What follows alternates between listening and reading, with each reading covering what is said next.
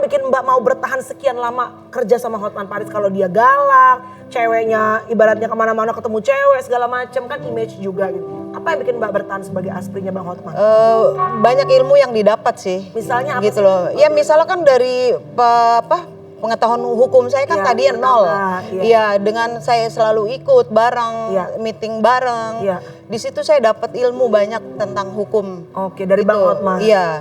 Bang Hotman. Ya. Dan juga ini kan kita lagi berbicara mengenai dunia hukum sebagai seorang pengacara. Tiga-tiganya pengacara, aspri pengacara juga. Apa sih kasus yang paling terberat yang pernah kalian tanganin sebagai seorang pengacara di Indonesia? Abang dulu.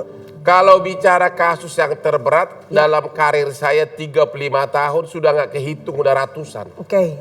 Hampir semua jurisprudensi perkara kakak bisnis di Indonesia ini datangnya dari kasus yang saya pegang. Oke.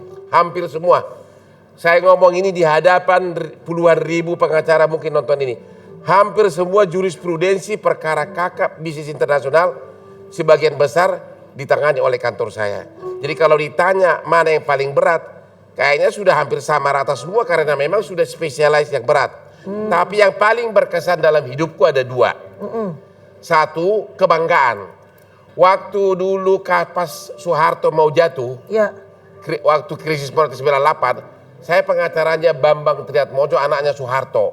Waktu itu bank ada 16 bank ditutup oleh IMF. Iya. Dan saya waktu itu 2 minggu tiap hari ketemu dengan Bambang Tri di gedung yang ini, MNC Center lantai 28. Oke. Itu sangat berkesan. Itu Ya. kebanggaan.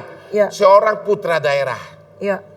menjadi penasihat anak presiden. Presiden. Iya. Makan satu meja. Bahkan waktu itu bosnya masih agak jauh duduknya. Karena masih belum level paling top gitu loh. Wow. Dan kadang-kadang Pak Harto minta buku. Dasarnya apa digugat gitu loh. Nah itulah, itu yang paling berkesan sama saya. Buat abang. Betapa bangganya aku sebagai seorang putra daerah menjadi penasihat anak raja. Aku pengen nanya sama Bang Hotman sekaligus nih. Kalau nggak salah Bang Hotman dulu pengacara juga mendampingi Cut Tari ya? Bener ya? Dulu ya? Benar. Iya. Itu kan sekarang lagi ada heboh nih teman-teman tahu ya. Katanya mau pra-peradilan apa segala macam. Itu kalau menurut kacamata dari hukum sebagai seorang pengacara seperti apa sih Bang? Oke, yang pertama kali pengacara yang menyuruh Cut Tari ngaku saya. Dan pada segmen kali ini kita masuk ke segmen SKJ. Apa tuh SKJ? Salam Kopi Jone.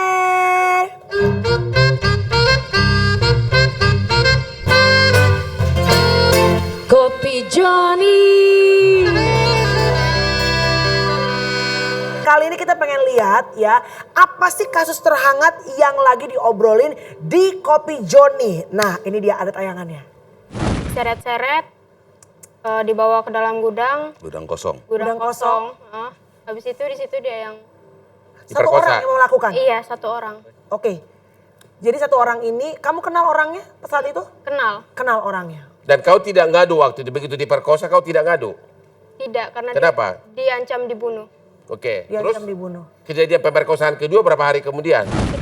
Yang dimana ada seorang artis cowok atau cowok tanda kutip. Wah, ketika nih dia abang melakukan tindakan asusila kepada anak laki, Ya. istilahnya itu katanya bapak yang mimpin sehingga dari alat kelamin si anak laki ini bisa didapatkan gen dari mulut si cowok itu masih dapat. Benar nggak itu Pak? Menurut bapak aneh nggak? Ada keanehan nggak? Kenapa? Bapak mengatakan kalau si diduga tersangka sudah ada, cukup DNA-nya diambil. Kenapa ibu dari tersangka diambil? Apakah itu dipersiapkan pada saat dikirim di kantor pos, ditukar gitu loh? Mungkin nggak kayak gitu? Mungkin nggak kayak gitu? Ya. Pertanyaan berikutnya adalah, Ya. dalam kasus ini si korban ini, Ya. Bapak bisa jamin kenetralan, tidak ketukar lagi atau ditukangin hasilnya? Kami adalah ilmiah Pak. Jadi Begitu. laboratorium kita itu berdasarkan ISO 17025. Ya. Kalau kita menukar sesuatu akan kelihatan di file kita. Jadi tidak ada kesempatan untuk menukar di laboratorium. Saya hanya bisa memberikan karena tergantung pada sampel yang diberikan kemarin. Ya, Yang benar. berbicara adalah sampel. Jadi kita